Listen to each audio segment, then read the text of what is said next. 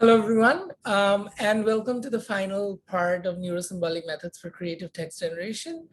So in this part, I would continue talking a bit on metaphor generation, and this is some work on the extension of the work done at NACL. And this is going to be presented very soon at ACL. And I will finally end this section with what is there which is still remaining and which we have to do for further creative generation tasks, or what are the future steps, which if any of you is interested in working in this space, what it entails.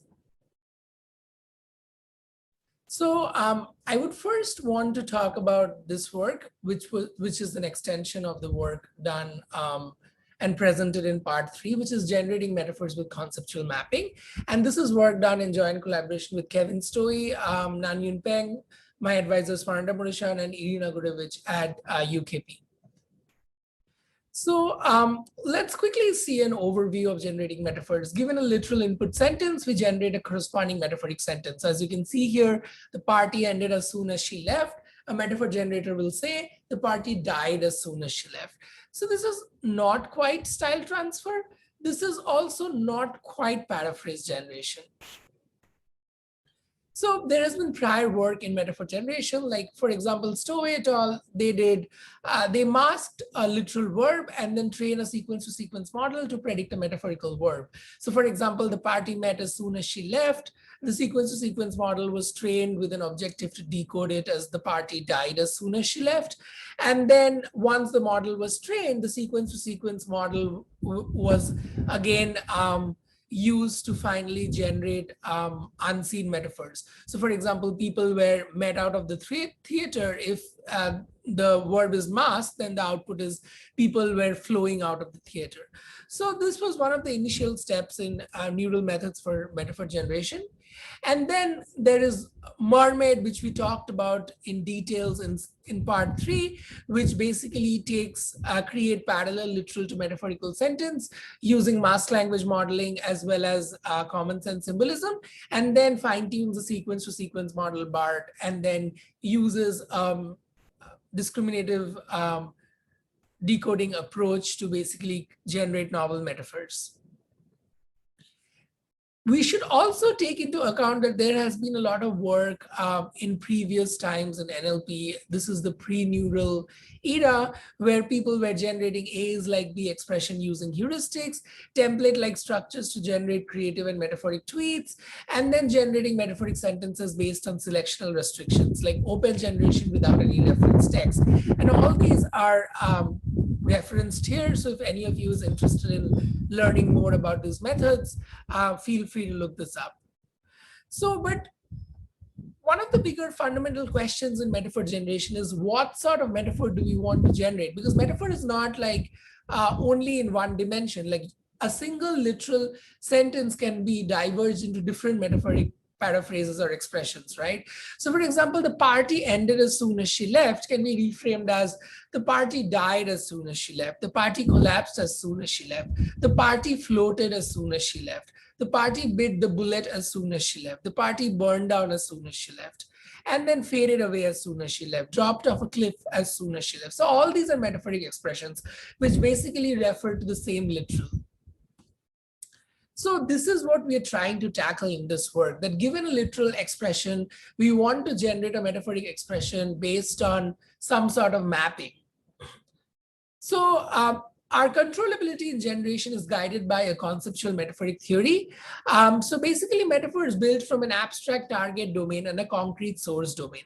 As an example, you can see like argument is war. So your claims are indefensible.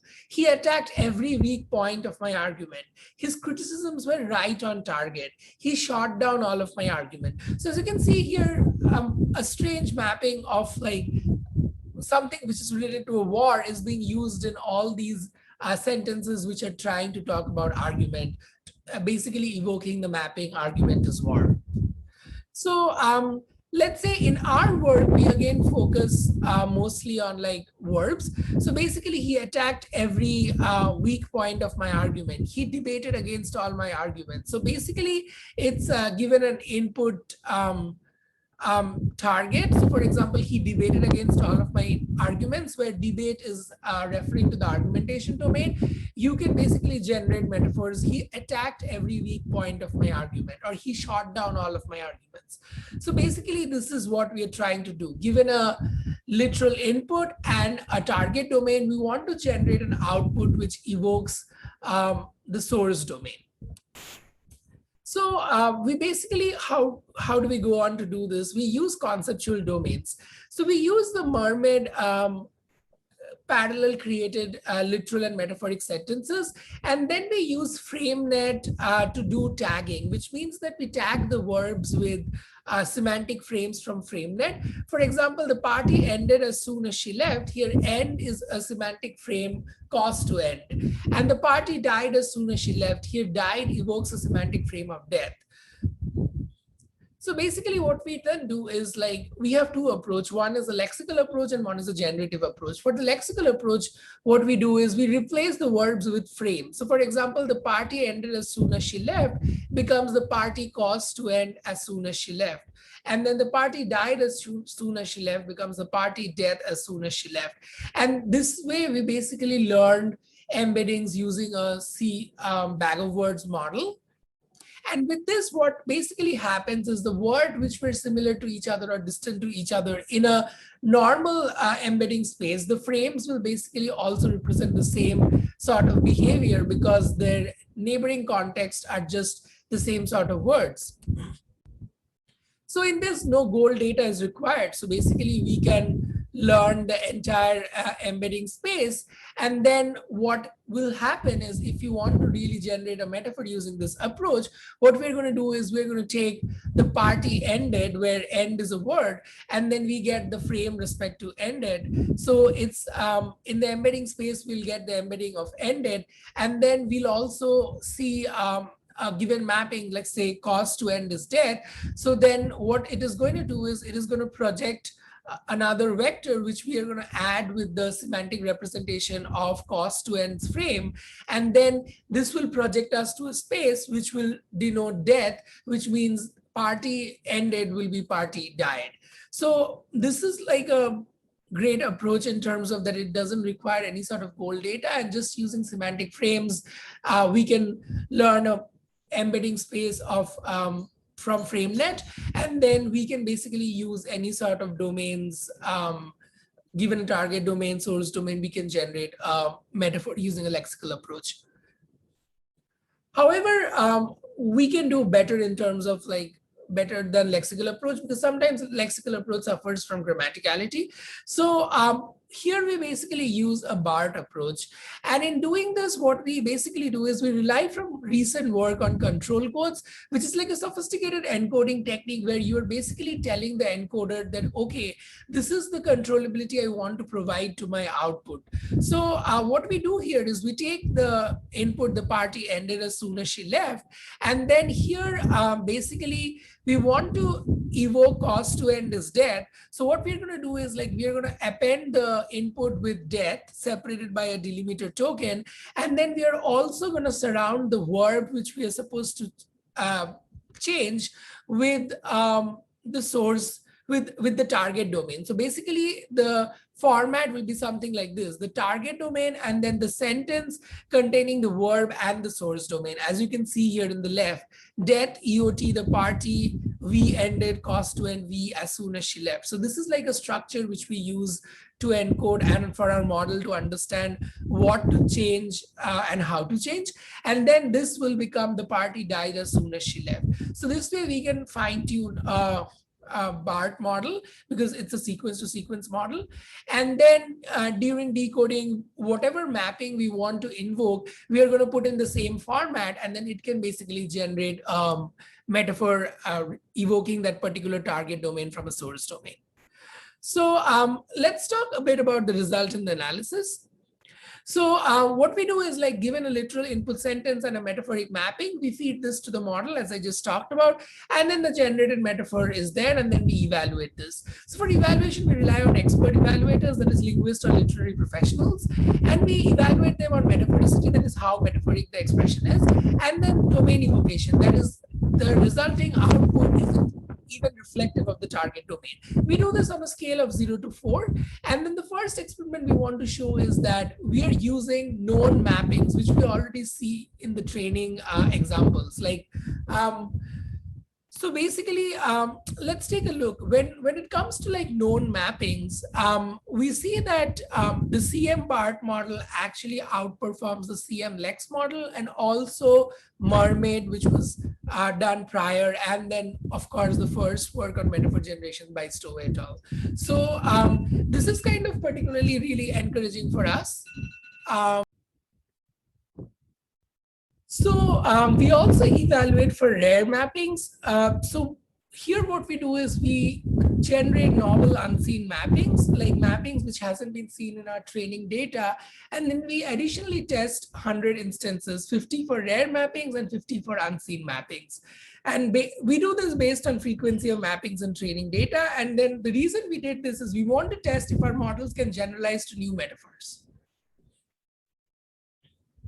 So for rare mappings also, it's particularly evident that the CM-BART model is better than the CM-LEX model, although which is kind of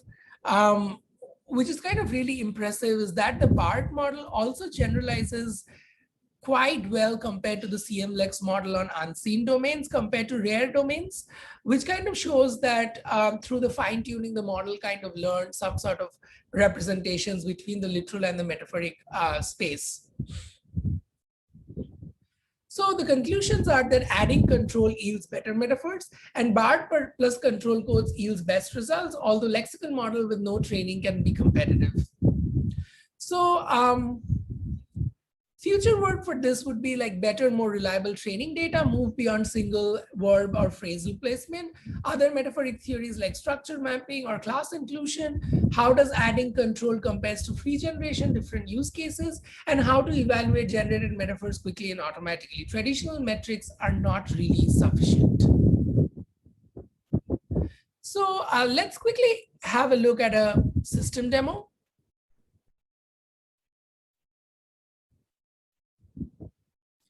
So as you see here, if we type a sentence, a dim aurora rises in my east.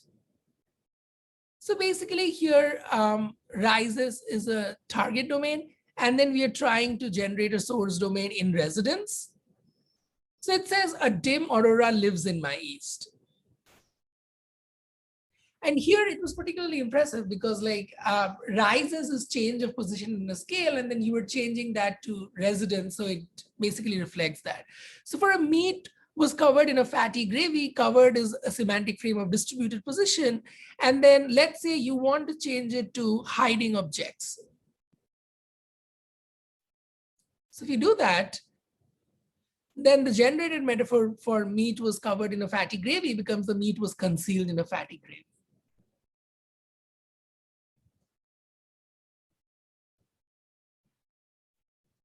So this was,